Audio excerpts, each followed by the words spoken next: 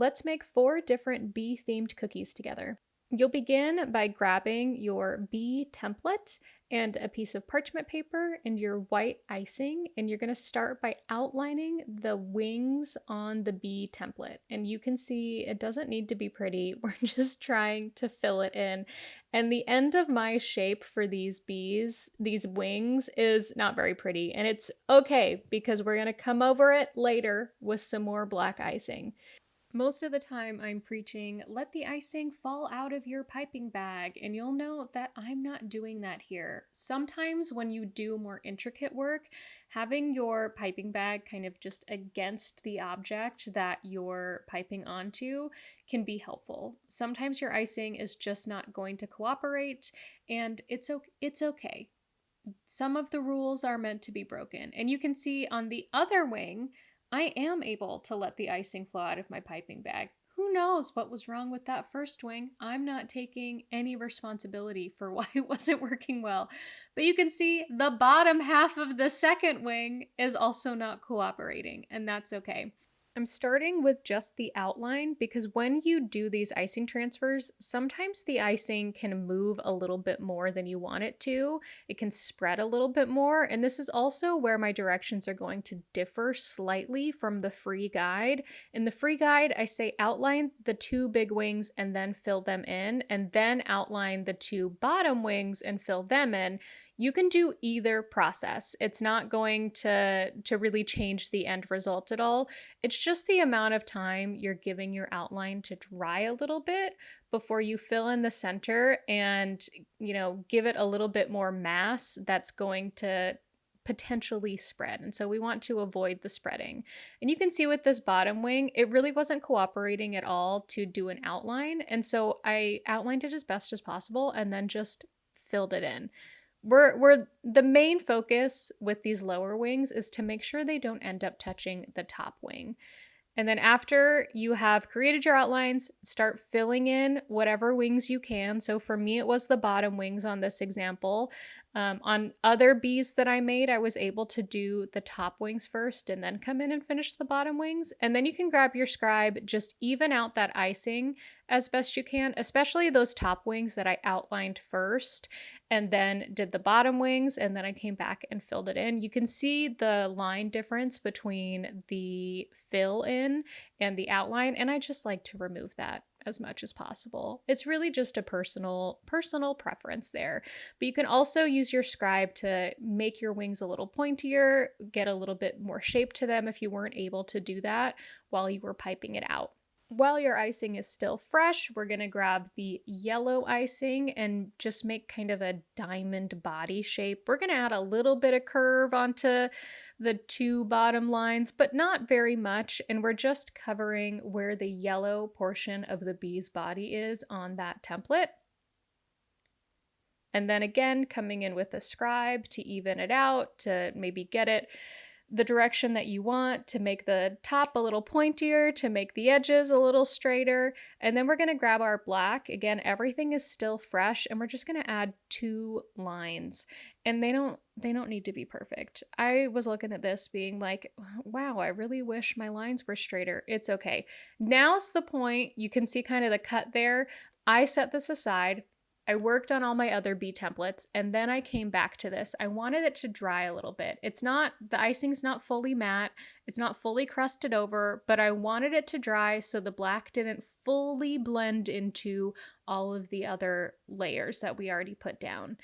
And the first thing you're going to want to do is start outlining the entire shape of the bee. And when I say outline the entire shape of the bee, I mean everything. Outline everything that you've done so far, as well as any of the black sections you can see coming up through that template.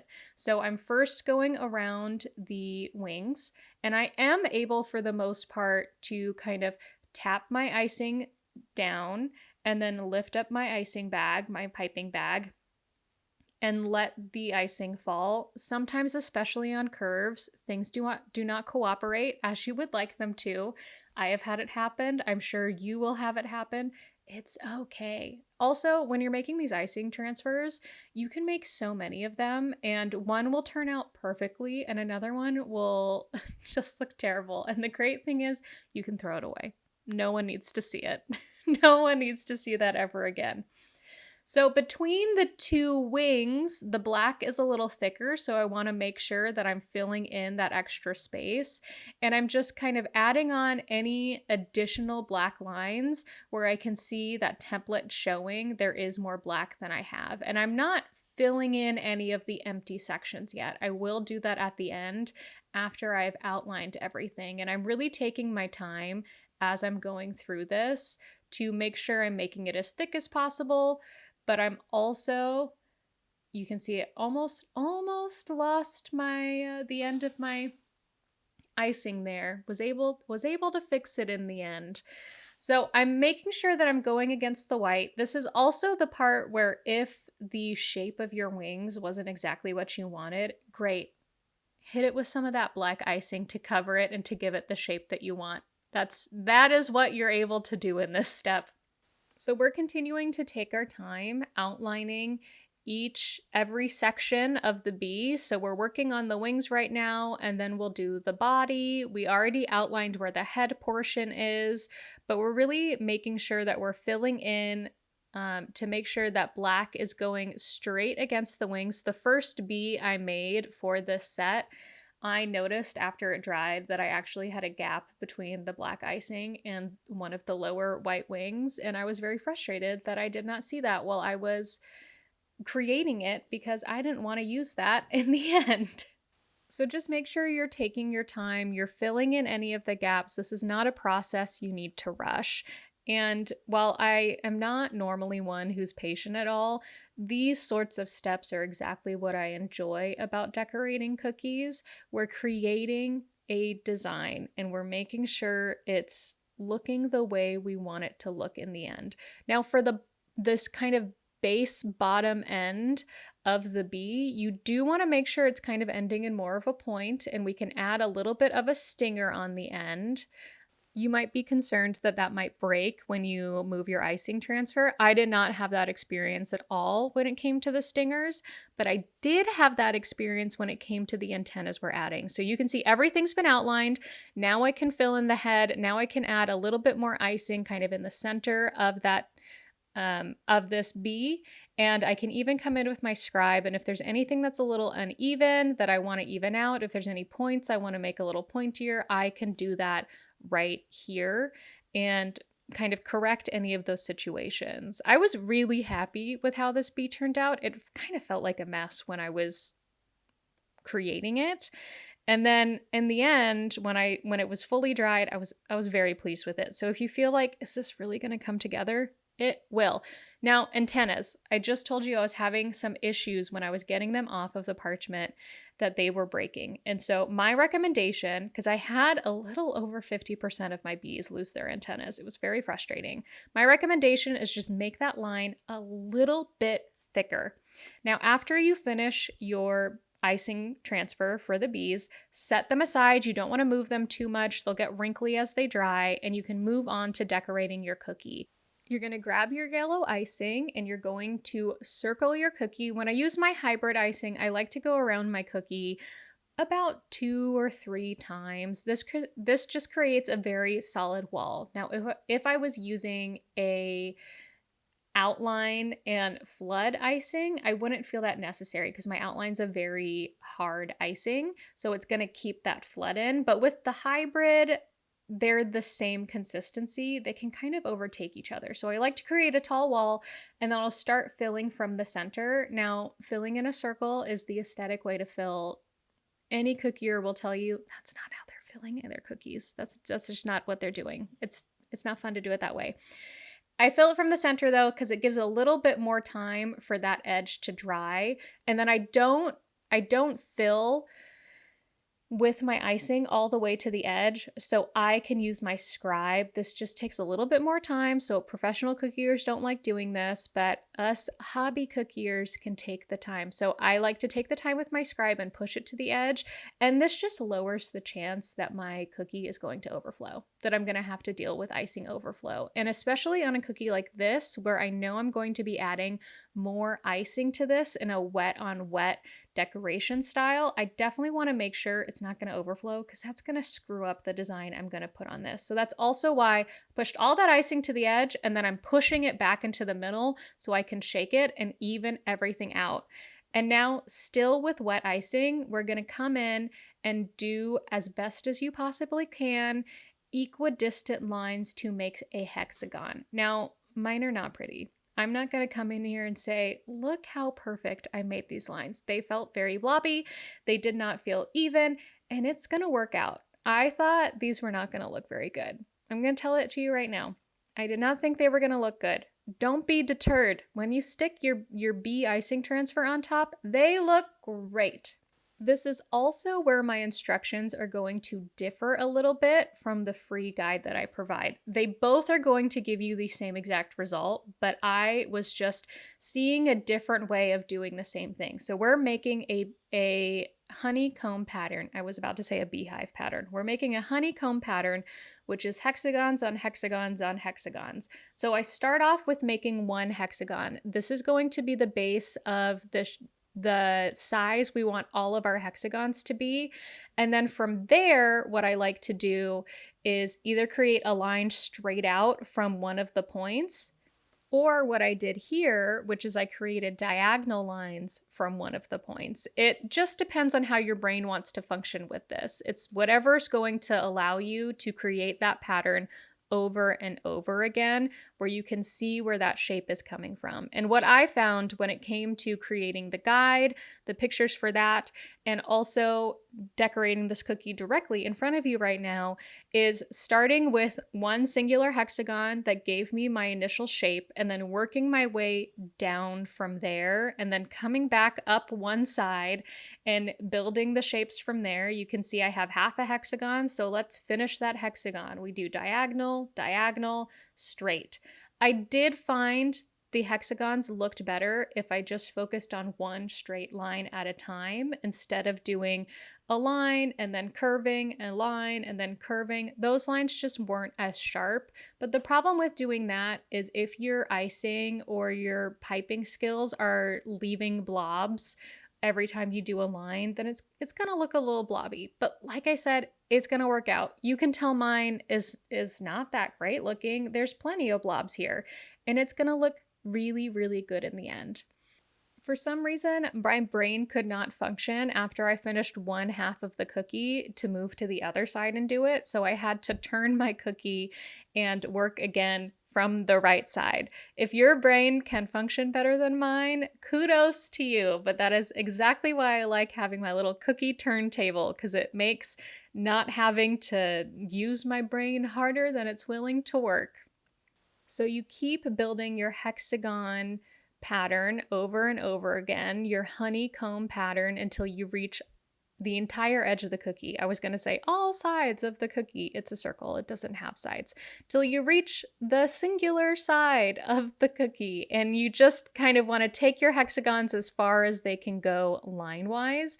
And then you're going to set aside your cookie and let it dry, fully dry. And you want your icing transfer to fully dry. And here you're going to see me pulling it off the parchment. I was really surprised. Usually my icing transfers pull so quickly off the parchment, and I think mine just wasn't dry enough. Like I mentioned, you also just want to be very careful with those antennas. So you can see I was kind of pulling it from each side so that it would come cleanly off. And so I have my icing transfer, and I have my dry, fully dry cookie, fully dry icing transfer, fully dry cookie. I'm going to come in with my icing. I should have used yellow instead of mustard, so I recommend using yellow instead of mustard here. And then you want to make sure that the entire back of your icing transfer has some icing to stick to your cookie, but not too much. You don't want it squeezing out, but you do want it to fully be able to stick on. Turn it over and then stick it into the middle of your cookie. I always like to give it some additional taps so that icing on the back can spread out and really act like glue. But that is your honeycomb bee cookie. Grab your mustard colored icing and you're going to outline this cookie. Like always, when I'm using my hybrid icing, I like to outline my cookie 2 or 3 times to create a really solid edge. The other thing I could do is just cut my piping tip larger, so then I'm building literally the depth of edge I want from the start. But I don't like having different piping bags with different sized cut tips on them. I'm a hobby baker. We're not here for the complicatedness. We're here to just add more steps, apparently. So I go around the cookie to create my outline, and then I'm going to start filling. I fill from the center for aesthetic reasons, but also so I can let that outline dry a little bit, set up a little bit, so it can really create the barrier I need to hold the rest of this icing in. The other thing I'm going to do is not really fill in my icing all the way to the edge, and you might be thinking, I'm watching you do it right now. What are you talking about? Look, I'm not good at figuring out where the center of my cookie is to start filling in with the icing. I'm just not good at it. So occasionally I'm gonna hit the icing all the way to the edge. And I do this to help prevent my icing from not overflowing. That's not to say I'm not using my scribe to push my icing to the edge, but I'm going to use my scribe to make sure everything evens out. I'm gonna push my icing back to the center, and then I like to do my little windshield wiper. It's not even a windshield wiper. I don't even know why I called it that. I like to do my little washing machine, shake it all around so things can even out, and hopefully my cookie does not overflow. While it is still wet, I'm going to grab my yellow icing and do a dot, and then I'm going to come in with about 5 or 6 white dots around it. I did not have any consistency with this. I thought I was consistent. I was not. I think I even have some flowers that have 7 dots. That's okay. Nature doesn't have a ton of consistency sometimes either. Now, I'm doing yellow, and then I'm coming in with my white. I don't have a specific pattern I'm trying to do here. I'm not even trying to keep them the same size. You can see this yellow dot's much larger, so I'm having much larger white dots that go with it. That's okay. If you want yours to be all consistently the same size, go for it. If you want to have a very consistent pattern, go for it. I was not doing any of that. I wanted things to feel a little bit more random. Alternatively, if you wanted to do this, you could add yellow dots every single where you wanted your flowers to be, and then come back with your white. I did not do that here because I find with a lot of people who are first getting into decorating, they decorate a little slower. And so your yellow could sink in, not that it's going to sink in and disappear into the cookie, but it could be more sunk in than your white that goes around it. And what I've seen with some cookie decorators, especially those who are just beginner or those who decorate a little slower, there's no right speed to be decorating cookies. I just feel like that need to put that out there. But if you decorate a little slower, then your icing's going to harden a little bit. It's hardening as we are decorating. Now, it's usually not hardening enough that your icing's going to sit on top of it, but I have seen that happen with some people who are decorating. Now, after you get all your flowers on, you let your cookie fully dry. I cannot emphasize enough how much your cookie has to be fully dry, or particularly your fine tip edible pen is going to break through the icing. I have had this happen. I've been like, my cookie's dry. It's fine. I'll be gentle with it. Nope, straight through the icing. It stinks. It really, really stinks. Once it is fully dry, grab your fine tip edible pen, edible marker, and you're going to outline every single one of these circles. Now, I don't like something that is super, super neat. That's my personal preference. If you want your marker to look super, super neat, you can go much slower than me and be much more precise. But my hands were like, no thanks. I'm not interested in taking my time with this. I just want to get this cookie decorated, and that's kind of my attitude when it comes to cookie decorating. I have a love for cookie decorating, obviously, otherwise I wouldn't be doing it. And then I'm also like, whatever, there's your patterned daisy cookie. We're going to do this beehive cookie in 3 steps. The first step starts with adding this black on, and then coming in with either a spatula, a knife, even your scribe, and just evening it out. We're really just trying to get a little bit of this icing scraped onto the cookie without the cookie kind of showing through. And we don't need to cover a huge portion. You can kind of see this line that indents across the beehive, we don't want to go any higher than that. We don't need to go any higher than that. And then after that base has dried a little bit, you can see it's gone from shiny to matte. Then we can come in for our second step. And our second step is going to be adding some of the layers of our beehive. So the first thing we want to do is create a little door for our bees to get in and out of. And then we're going to outline this section. And this is what I was talking about. You have these indents. That's going to delineate your different sections. After you've outlined it, you're going to come in and fill in with your icing. Now, I'm often preaching, do your outline and then fill in just a little bit. And here you can see me really hitting the edge with my flood, with my fill in right to the outline. And I don't know what to tell you. I follow my rules some of the times. And honestly, it's more important when it comes to a full base of a cookie versus these sections, because you have less icing kind of pushing around. Anywho, come in with your scribe, even out the icing, wipe your scribe off, and then grab your mustard yellow icing, and you're just going to pipe on a line. Now, you could leave your line like this. You could. But I want to come in with my scribe, go into the middle of that mustard and swipe up in a curve, and then I wipe off my scribe and swipe down through the mustard. So we're creating a little bit of dimension on each of our layers. And then we're going to repeat this whole process without creating a little door for the bees on the second section. So you can see where there's 2 indents. We're going to follow that. And I'm just doing the lines first, and then I'm coming in and doing the curve edges of each one. And then I'm going to fill in the section. And I'm going right up against that line. I know I'm breaking my own kind of things that I preach.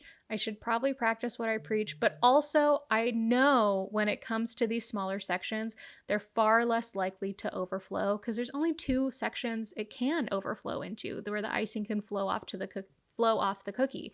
But I'm going to come in with my scribe, make sure I even out my icing. That's the other thing that's going to help to make sure my icing's not going to flow off the edge. The other thing I can do is if you're struggling to get your icing, your outline all the way to the edge of the cookie, and that's something you want to work on, you can use your scribe to help push the icing where you want it to be so you can get close to that edge. It took me a lot of years of practice to be able to get close to the edge and feel very confident with it. So we add our mustard yellow, our clean scribe. I am a clean scribe preacher. Clean off your scribe every single time you use it. We swipe up, we swipe down. Now we're going to work on the top. So we have one final indented section. We do our line there, and then we're going to do a curved line over the top. So this is our smallest section we're going to do. Now, if my line almost looks like it fell over the edge of the cookie, what you could do for this, don't be afraid to do this, scrape off your line, do it again. It didn't go over the edge of the cookie. It was just a trick of the eye. This is the one where I was a little concerned where my line should be because it's the top of my beehive, but the same pattern we do for each of the lower section works on the top.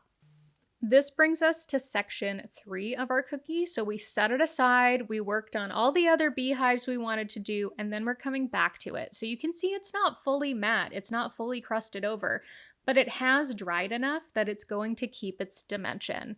And it has changed its look enough that it's going to keep its dimension. By look, I mean you can compare it to shiny fresh icing, and it's not as shiny anymore. I know it's still shiny, but it's not as shiny.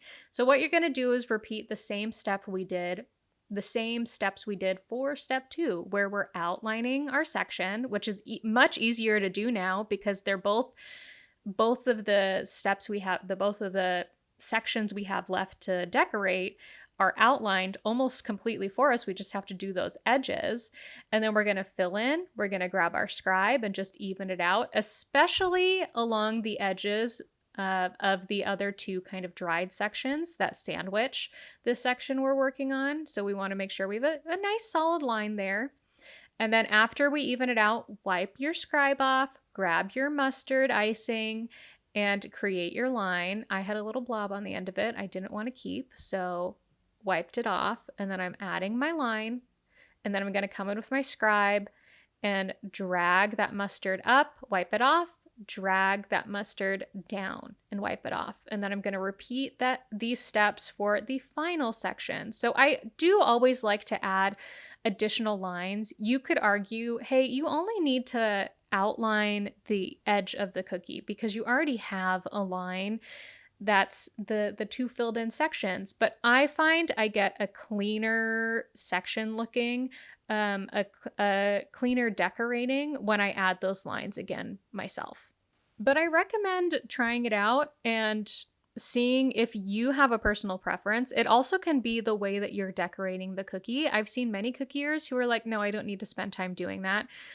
I have like a very good application. My piping right here, that was a very good application. I don't normally pipe like that. I have shaky hands. My lines don't look very good, and I don't want to have to worry about it. So I add another barrier to it. So I filled it in, I grabbed my scribe, I cleaned it off, and then I put my mustard line on. I'm grabbing my scribe again, swiping up, swiping down, cleaning my scribe off, and that's your beehive cookie. Grab some parchment paper and your bee template and then your yellow icing because we are going to make some little bee icing transfers. So I'm coming in with my yellow icing, and you can either pressure pipe this or kind of outline it like I'm trying to do here. Honestly, I think I change up my technique with all of these little bees. You do want to make a ton of little bees. You're going to put 2 bees on each one of your cookies. I usually like to make at least double the amount I need so that can make sure I have enough if any of them break or any of them kind of turn out ugly and I don't like them. You're looking to make almost a teardrop shape, but sideways with these. And so you're going through with your yellow and you're going over the template to make that whole body shape. They do not need to be perfect. Some of mine look much more like blobs than they do teardrops, and you can look at the template underneath. They are not all the same shape anyways, and bees are just not always the same shape. The real question here is, what bees do these most represent in the end? Because I know there's so many different species of bees. I know 2, bumblebees and honeybees. And I know bumblebees are huge. So maybe these are bumblebees because I feel like the wing to body ratio is a little strange in the end. So you're going to make as many of these little bees as you possibly need. One trick, if you want to make more than what is here on the template, is you can pull the paper further down on your parchment or somewhere else on your parchment so you can kind of double the amount of bee templates you have access to. And you can kind of see the end result. I did some sample bees at the top so I could figure out all the steps I needed in order to make this video. After you have as many of the bodies as you want, you're going to come in with your black icing and make 2 lines towards the end of the body. So we want to have more yellow at the front than at the back. And you can pipe these, or I was considering sharing how to do it with your scribe, because I've done that for some of my cookies in the past, is use my scribe for kind of these close-up examples, because you might find that the hole you cut on your black piping bag is just a little big and you feel like the lines are a little too close or a little too blobby. So if you want to use your scribe, what you're going to do is place some icing on the paper towel next to you and a bunch of black icing, kind of just blob it out, and then you're going to dip your scribe into it, and then you can come to your bee, and this is all wet on wet, so the yellow icing's still wet. You can come to your bee and just create that line with your scribe. The other alternative, because we're going to use a fine tip pen with these, is to just do the bodies of the bees and then the wings of the bees and come back with your fine tip pen and add all the details. But after you add the lines, you're going to come in with your scribe. So you're going to need the blob of black in your scribe anyways. You're going to add a little dot onto the ends for the stinger for all of these bees. And then you're going to come in with the same technique to add a dot for the eye. And I apologize that the camera's focusing on my knuckle. It's really not helpful. So you're just going to do a little dot, and I was able to reuse the same black on the end of my scribe for a lot of them. Then you're going to set these aside, let them dry a little bit. They don't have to be fully matte. And you're going to do a little dot above the bee, but connecting to the body for one of the wings. And then after you add one wing to all of your bees, you're going to set that aside again. Now, you don't need it to be fully matte. You don't need it to be fully dried, but we're just wanting to make sure that the wings get some separation from the body and from one another. That's why we're not putting them all at the same time. So I set this aside, I let it dry a little bit, and I'm coming back and I'm able to add that second wing. And the nice thing about using the hybrid icing for this is that the wings kind of even out. You can see I even went back to that first one. I was like, I think it needs a little bit more. But they almost look a little too blobby when I first put them down, and I was concerned they weren't going to look good. But they really kind of settle into themselves nicely, so they don't end up looking very blobby in the end. So add your second wing to all of your bees, and then you're going to set your bees aside to completely dry. But while they're set aside, you can do the base of your cookie. So we're going to grab that mustard color. We're going to outline the edge of our cookie. Again, I always like to do kind of 2 or 3 passes around the edge of my cookie. Now, if you are not able to get your outline onto the edge of your cookie, no, it takes a lot of patience, a lot of practice.